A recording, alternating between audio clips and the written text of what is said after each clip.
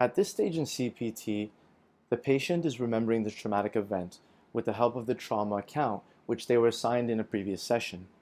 In this session, the patient will receive a second trauma account, which they are encouraged to complete as soon as possible, ideally that evening after the therapy session.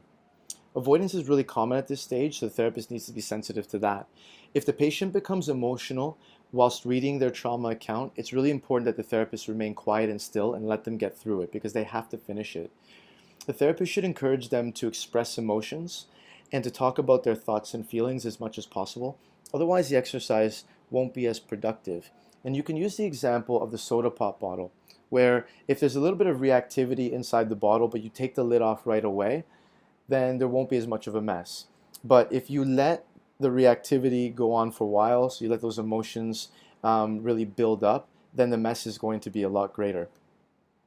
And at this point, the therapist is also looking for examples of self-blame, as well as of examples of responsibility. So, I mean, blame involves intent, whereas responsibility, there isn't any intent. And I'll give you an example of I left the door open and the dog ran out into the street and got hit by a car.